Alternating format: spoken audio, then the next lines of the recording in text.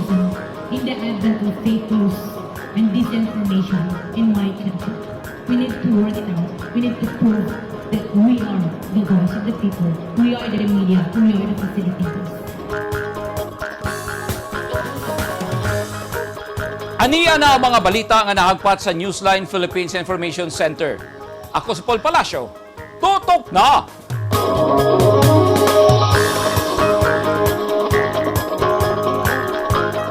Sa mga headlines, 11 angol sa bangga sa tulo ka mga sakyanan sa Diversion Road, Davao City. Magtiayong magwad, wala makontento sa desisyon sa korte sa gihatag gasilot sa mga akusadong brutal nga mipatay sa ilang duha ka mga anak. O unom ka mga balay sa Uzami City, naog daw sa sunog kaganihang buntag.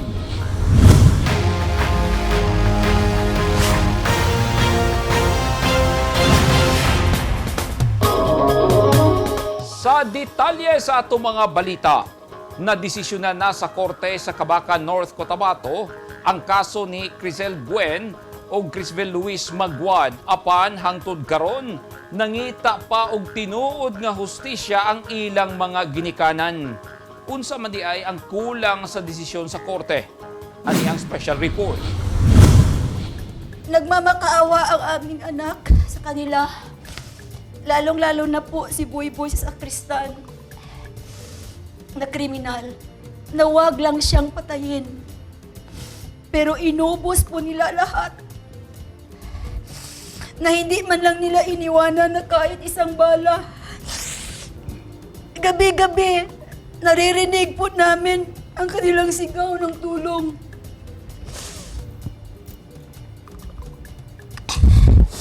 Sumisigaw ng Papa, Mama,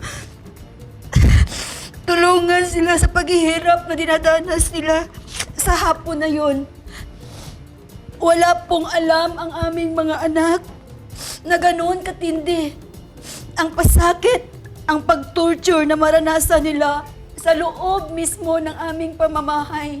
Pipila ka adlaw una migawas ang desisyon sa korte niadtong Mayo 17. Didto pa nakita sa magtiayong Cruz ug Lovella Magwad ang brutal nga gidangatan sa ilang mga anak kay wala nila gitanaw ang mga hulagway sa dihang giimbal sa makini sa sulod sa duha ka adlaw. Lampas alas 4 na sa hapon niadtong adlaw ug nakagawas na ang magtiayon sa korte human sa pagbasa sa desisyon. Apan sa ilang pagbiyahe, dunas lay nadawat nga tawag sa korte nga dunay na utro sa desisyon. Una pa na desisyonan ang kaso. Duna na'y nakita ang pamilya Magwad. Before of the promulgation, mga 7 Nakita days, po namin. 7 days before, para bagang, I don't know kung ano talaga na, kasi ayaw ko talaga tingnan eh.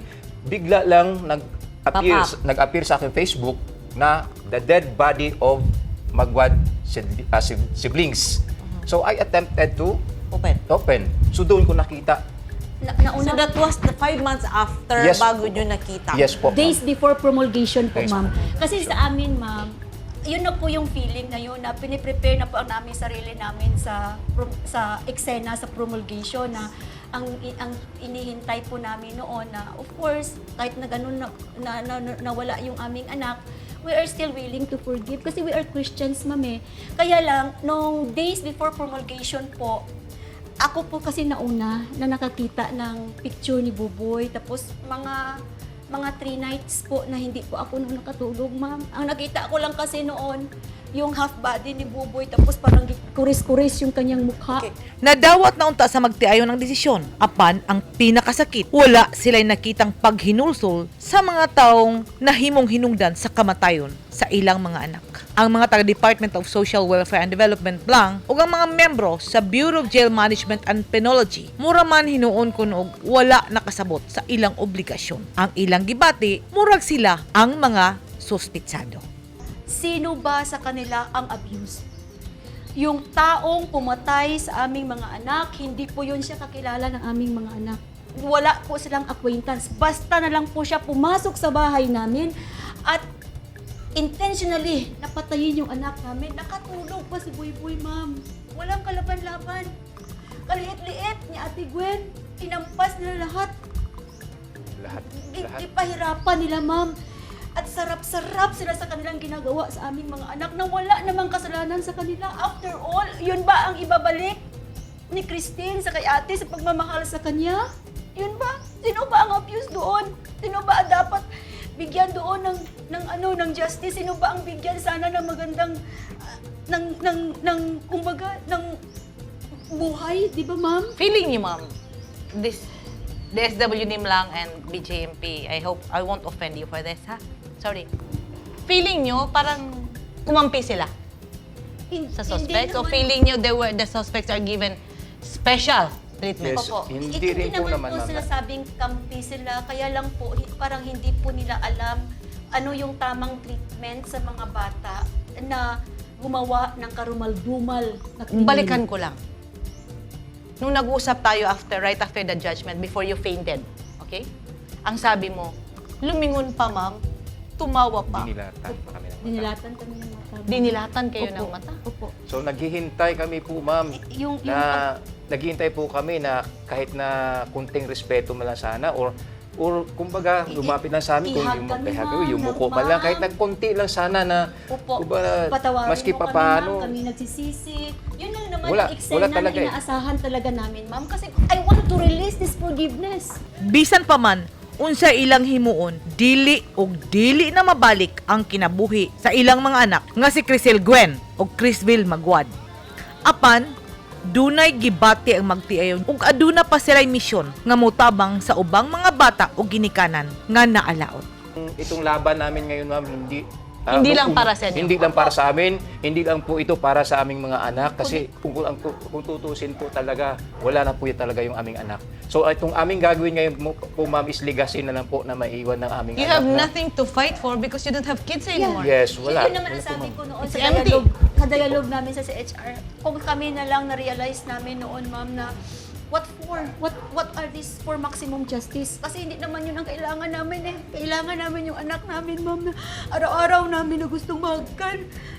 Pero sabi ko, kailangan pa rin namin i-fight para tulungan kasi million. I mean, hindi naman million, pero hundreds of people na nag-text sa amin na biktima rin po sila ng mga injustices. Yung anak nila, pinatay, ni-rape po ng isang minor. Feeling duna pay legal nga lakang nga pagahimuon ang magtiayon aron ilang makabot ang ilang giingong maximum justice. Gihalad sa magtiayong Cruz ug Lobelia Magwad ang ilang kaugalingon alang sa kausa sa ubang kabataan nga wala nahatagan og hustisya ug sa mga kabataan nga angay protektahan sa balaod. Kung sa mosunod nga mga adlaw dunay panon nga pangunahan ang magtiayong Cruz ug Lobelia Magwad, kami naglaom nga unta maminaw ang panggamhanan o repasohon ang juvenile justice law kay alang sa mga magwad mao kini ang anay nga hinay-hinay nga mikutkot ug mipatay sa maayong kaugmaon sa mga bata ug mipatay sa mga ginikanan nga sama kanila nga padayong misinggit og hustisya. Edith Kaduaya, News 10 Philippines. Stay safe.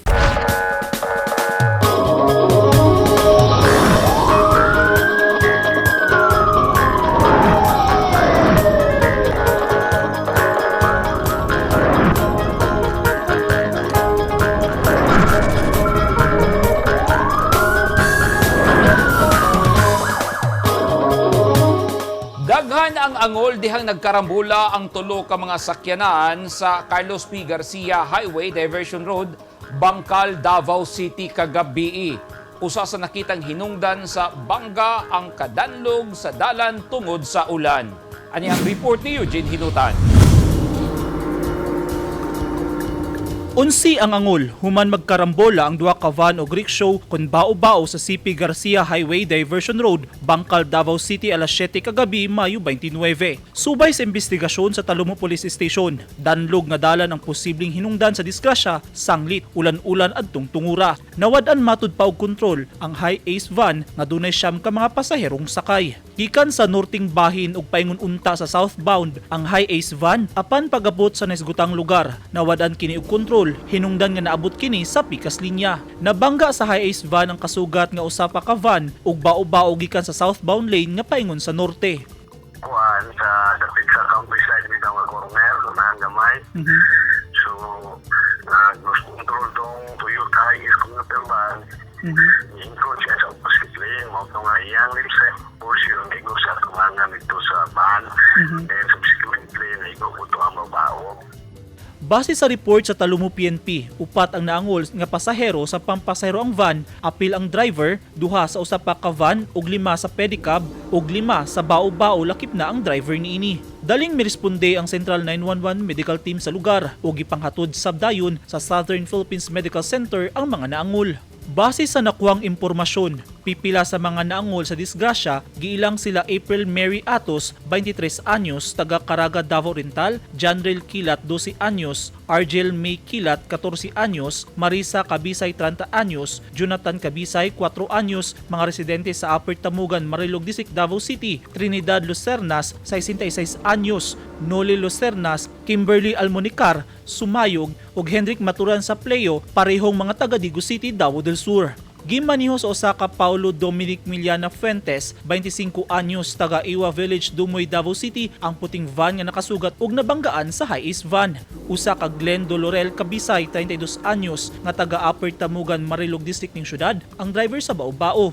Samtang gila ang driver sa pampasaherong van nga si Jimpoy Bangay Lumay, 40 anyos, nga taga Kapatagan, Digo City, Davao del Sur. Ginatanaw sab sa mga pulis nga posibleng kusog ang dagan sa high-ace van nga gibaniho ni Lumay sanglit makita ang kakusog sa impact sa iyang nadanyos. Sa tanang mga sa mga drivers, mga commuters, inapalinta ng pag-amping o luwis na mag-amping sa kalsada dahil na i-discuss mas maayon yun na luwis ka amping. Swerting walay naangin niya kinabuhi sa insidente. Gikustudiyan na sa kapulisan ang mga sakyanang nalambigit sa karambola. Eugene Hinutan, Newsline Philippines, Davao Region. Stay safe.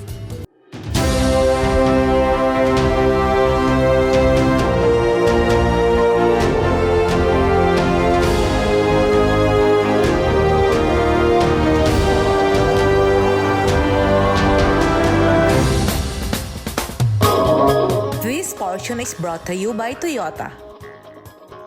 This portion is brought to you by Rizal Memorial Colleges. This portion is brought to you by Davao Light and Power Company. Naog daw sa sunog ang unom ka mga balay sa Ozami City kaganihang buntag nga miabot sa 4th alarm nga mirespondi pa ang mga fire truck gikan sa silingang lungsod. Ginatino pa sa mga bumbero ang sinugdanan sa kalayo. Anyang report ni Neptali Batuleño. Daog daw ang unom ka mga balay human nga ginlamoy sa kalayo sa natabong sunog mga alas 11 sa buntag sa Ozami City. Gipadiyag ni Ozami City Fire Marshal Erwin Peter Macamay nga gibadaban ang alas 11 ang takna sa buntag Mayo 30. Nakadawat sila og tawag sa telepono sa natabong sunog sa may Purok 2A Katadman, Manabay, Ozami City, partikular sa Espinosa Compound.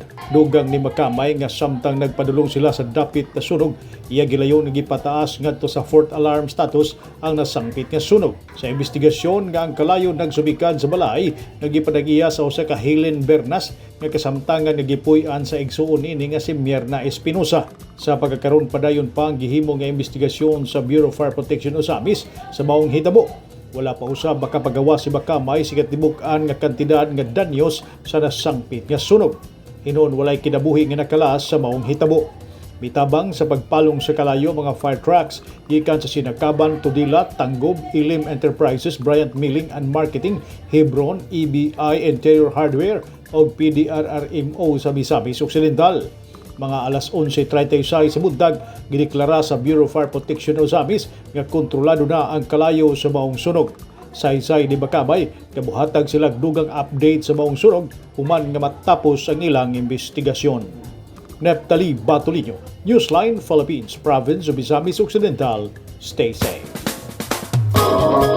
Naharang sa duha ka mga AFP-PNP fixed checkpoint sa Davao City ang iligal nga droga o iligal nga sigarilyo nga ipalusot unta sa syudad nga miresulta sa pagkaaresto sa 5 ka mga tao. Sabado sa gabi naharang sa mga sundalo sa TF Davao ug kapulisan sa DCPO ang 3 ka mga tao sakay sa hatchback nga kotse sa Sirawan checkpoint. Subay sa report sa TF Davao, magpalusot unta og usa ka gatos ka rim sa iligal nga sigarilyo nga nagkantidad bayad og 50,000 pesos. Giila sa mga otoridad ang mga dinakpan nga sila VG sa Hidain, Marvin Anob nga mga residente sa Kalinan, Davao City ug usa ka Palma sa Hidain taga Barangay 23-C Mini Forest ning syudad. Sayo ni ini laing illegal ka mga 50 ka mga rim sa sigarilyo ang naharang sa fixed checkpoint sa Sirawan nga gisakay sa pick-up nga gibana-banaang 25,000 pesos ang kantidad. Gidakop ang nagdala sa sigarilyo nga taga Zamboanga City nga giila sa mga sundalo nga si Jul Amer Asiri Ambuntong. Sa lasang checkpoint sa Bunawan District ning syudad, gidakop sa mga sundalo ug pulis ang usa ka Michael Angelo Rolien Requina nga taga Lubugan Turil kay nagtago og gituohang shabu nga mobalor sa kapin 20,000 pesos. Ang suspect sakay sa van nga pasulod unta sa Davao City apan na diskitahan sa mandatory nga pagpagkapkap sa mga pasahero. At tangi! OFW sa Dubai naglunsad og kaugalingong libro. O IRR sa ordinansang pag-adapt og mga latago nga iro sa Davao City, gilaomang suportahan ni Mayor-elect Sebastian Basti Duterte. Naging mapaghamon ng taong 2020 sa bawat Pilipino at sa Philippine Charity Sweepstakes Office. Nakapanlulumo at nakapanghihina, ngunit hindi tayo kapwa susuko. Mula noon, ngayon, at sa hinaharap, asahang makakasama ninyo ang PCSO sa pagbangon ng Pilipino sa anumang pagsubok. We will get through this crisis as one nation. Ang mga taong dunay mga ginahambin nga mga grabing mga balatian o comorbidity, hilabi na ang mga senior citizen, sila ang mas delikado nga maigo sa coronavirus disease COVID-19. Busa dubling pag-amping ang himuon og tambali ang mga ginahambin nga mga sakit. Ang pagtumar sa Bilonga Gold Herbal Capsule is a food supplement makatabang aron mapunggan nga musamot ang mga balatian. Turmeric uluyang dilaw ang nagunang sagol sa Bilonga Gold. Gisagulan og sodium ascorbate o vitamin C aron mas mulig-on ang immune system. Ang Bilonga Gold Herbal Capsule mapalit sa mga butika.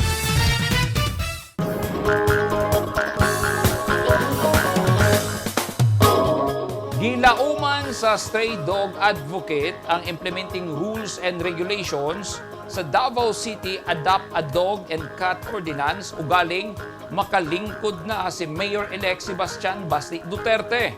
Dakong tabang ang ordinansa aron maluwas pa ang mga ero gikan sa mercy killing nga naa sa dog pound. Ani ang report ni Eugene Hinutan. Positibo si Stray Dog Advocate Martes Sia Batacan, ang Paug-Ibig Shelter founder ug presidente sa Animal Rescue Rehabilitation and Fostering Davao Incorporated, nga ipatuman ni Davao City Mayor-elect Sebastian Duterte ang Davao City Adopt a Dog and Cat kun DADC Ordinance nga ipadali niini ang pagpagula sa implementing rules and regulations kun IRR sa ordinansa.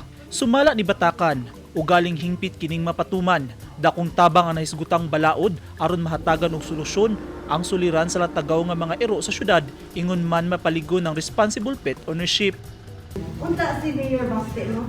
Unta, matake into consideration sa iyong paglingkod kay siya lang din among hope kay ano ba siya? Animal lover ba siya? So far, ako favor na ako.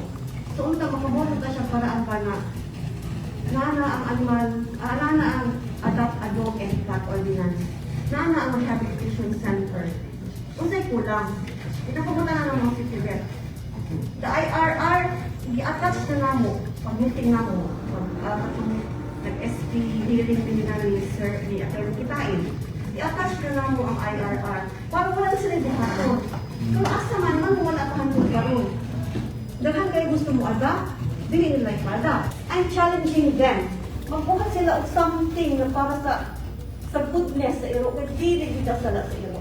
Tuig 2019 dihang gipresenta sa City Veterinarian's Office ang draft sa proposed IRR sa ordinansa na nagtugod sa mga Dabawenyo sa pagsagop sa mga gi-impound ingon man na rescue nga mga ero dinhi sa syudad kaysa ipilawom kini sa mercy killing o galing dili makuha sa mga tag-iya sulod sa tulo ka adlaw. Giban-abanang ana sa 200 ka mga ero ang narescue nila Batacan nga naa sa dog shelter nga nahimutang sa ilang farm sa Barangay Binugaw, Turil, District ng syudad. Busag yawhag ni batakan ng publiko hilabi na ang mga pet lovers nga pwede silang mudunar og pagkaon, accessories ug mga pet old toys alang sa ilang mga na-rescue nga mga iro. Matud ni batakan, dakong tabang usab ang monetary donations aron mapalambo pa ang Animal Shelter Rehabilitation Center. Naglaom ang stray dog advocate nga unta mapagula na ang IRR aron wala nay iro ingon man iring nga mapasagdan nga maglatagaw sa kadalanan sa syudad. Eugene Hinutan, Newsline Philippines, Davao Region. Stay safe. Arestado ang tulo ka mga individual sa buy-bust operation nga gilusad sa tropa sa PDEA 11 o Provincial Police sa Davao de Oro nga may resulta sa pagkadiskubre sa giingong drug den sa Purok 10, poblasyon na Bunturan, Sabado sa kaadlawon. Subay sa report sa PDEA 11 usa ka Frank Hill sa Limbagat, ang target sa operasyon nga gidakop dihang gibaligyan niini og gituohang shabu ang pusher buyer nga PDEA agent ug nakuhaan kini og balor 10,000 pesos sa gituohang shabu. Atol sa operasyon na diskubrihan sa mga otoridad ang giingong drug den sa lugar ug gidakop ang kauban sa suspect nga si Ira May Tayang-Tayang ug drug den visitor nga si Hamisa Didato. Nakasignit pagyud ang mga otoridad og 14 grams sa gituohang shabu nga mobalor sa 210,000 pesos. Assorted drug paraphernalia. Magatubang ang tulo ka mga dinakpan o paglapas sa Comprehensive Dangerous Drugs Act. Tungod sa sagunson nga pag-ulan, daghan ang gi-report nga pagdahili sa yuta o nakahimong hinungdan sa kusog nga pagbaha. Kagahapon dito sa lungsod sa Talaingod, Davao del Norte, nakankan ang pundasyon sa usa ka tulay didto. Ani ang report ni Doreen Michelle Igonia.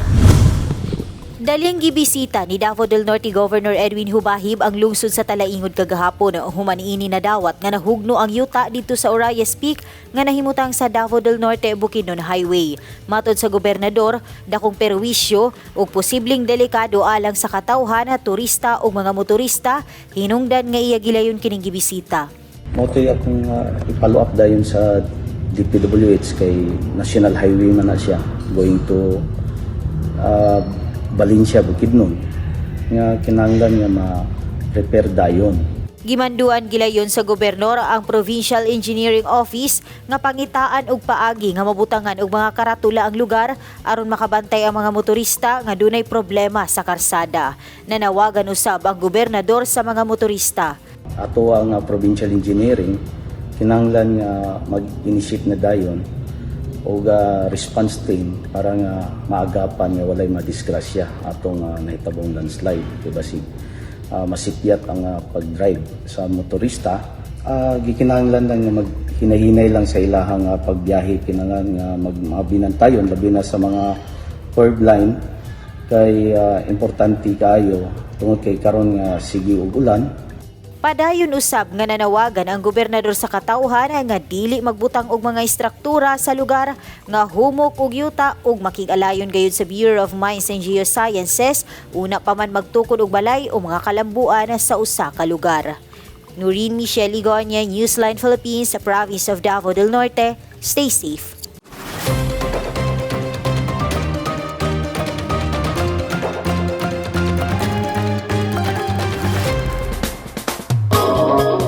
Gilunsad sa Cebuanang OFW ang usa ka libro nga naglakip sa iyang orihinal nga poems o kon balak. Ang OFW usa ka domestic worker sa magtiayong Russian sa nasod Dubai.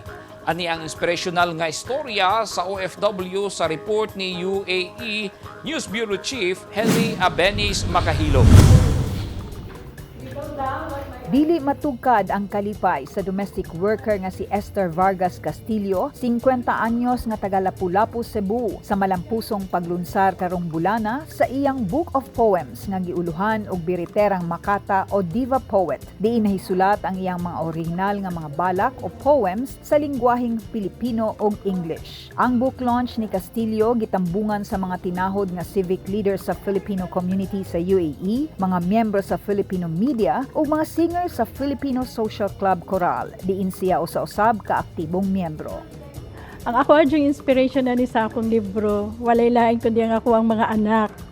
Akong anak na si Christopher, si Abby, si Chloe, ug si Gideon. Kay nga no, mingaw jud kayo diri sa abroad sa mana ang akong tanang pangandoy nga kanang matagan ako silang mayong kinabuhi. So tanan sa akong pagsuwat, walay lain sila jud ang sentro sa ako ang tanan nga lahat ng mga paningkamot nako para gyud sa ilaha.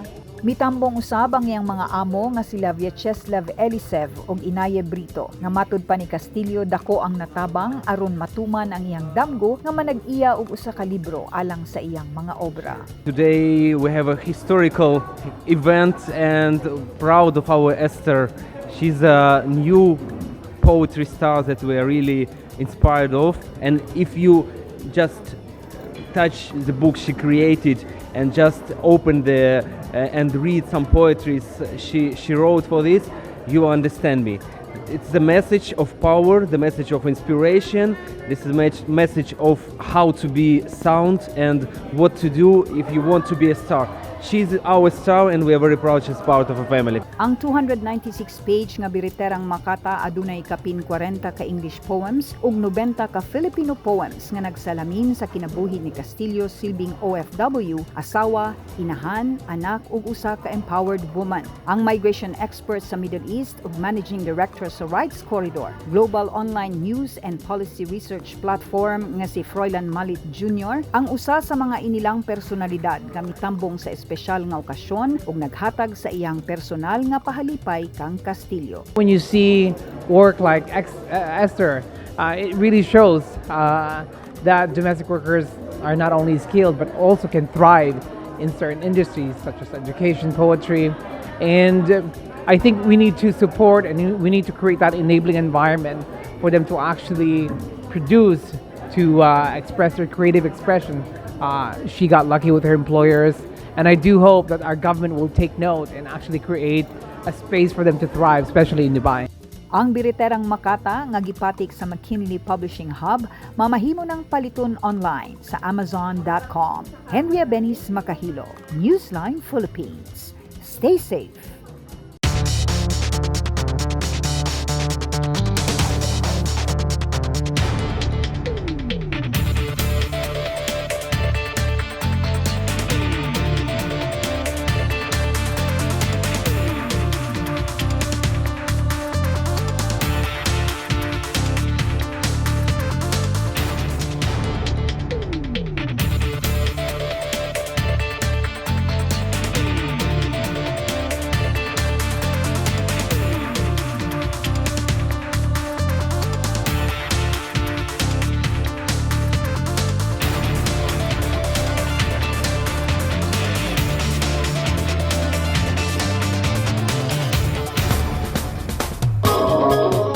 Mao kadto naghingpit sa mga balita nga nahagpat sa Newsline Philippines Information Center. Alang sa dugang mga balita, bisitaha ang website nga www.newsline.ph.